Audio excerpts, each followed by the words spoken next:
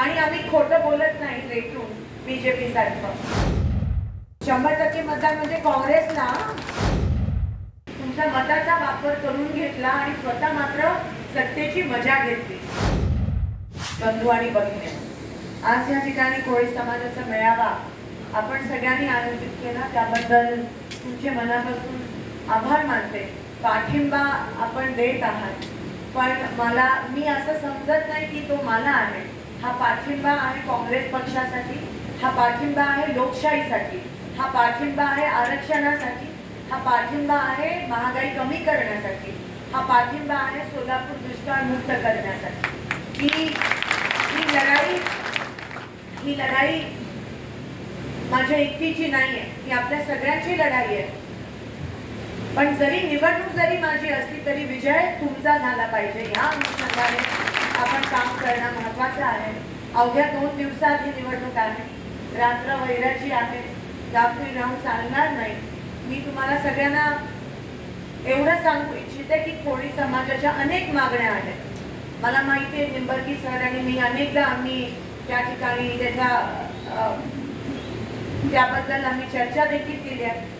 विधानसभेमध्ये काही वेळेस कोळी समाजाच्या मागण्या मांडण्याचा मला योग पण आला आहे आणि ह्या पुढे देखील समाजाच्या ज्या काही मागण्या असतील, समाजाची जी काही लढाई असेल, तुम्ही एकटे नाही आहात, पण तुमची बहीण म्हणून खंबीरपणे मी तुमच्या खांद्याला काम करेन। आणि आम्ही खोटं बोलत नाही रेटून बीजेपी सारखं, आम्ही जो शब्द देतो तो पाळतो आणि 100% निवडणुका, इलेक्शन, मत ह्या सगळ्या समाजाच्या अडचणी पुढे किरकोळ गोष्टी वाटतात आणि हा संघर्ष आपला फक्त निवडणुकीपासून निवडणुकीपर्यंत नाही आहे, पण हा जोपर्यंत आपल्याला न्याय मिळत नाही तोपर्यंत हा आपला संघर्ष आहे।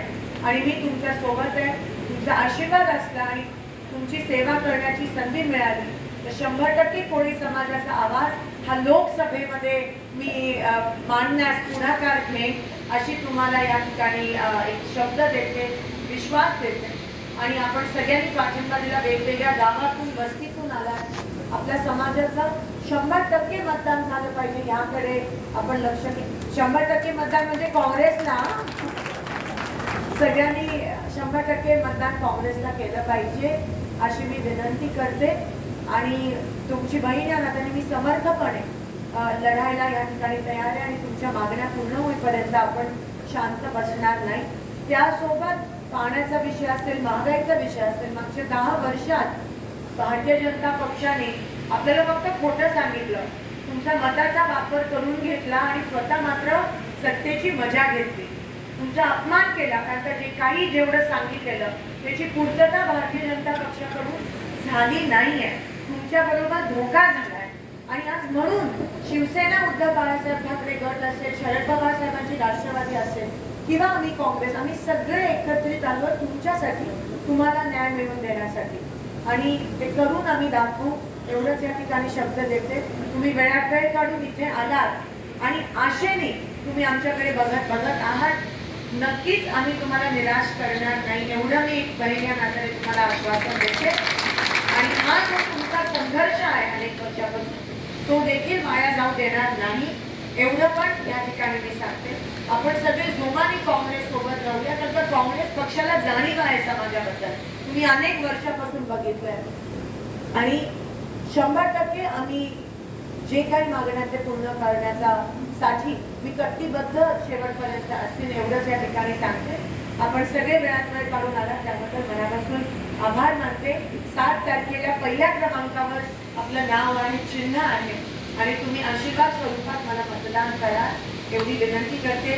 निवडणूक जसं मी म्हणाली एक कारण असते, एक निमित्त असतं, आम्ही सदैव तुमच्या सोबत आहोत हे या ठिकाणी सांगते आणि आपली रजा घेते।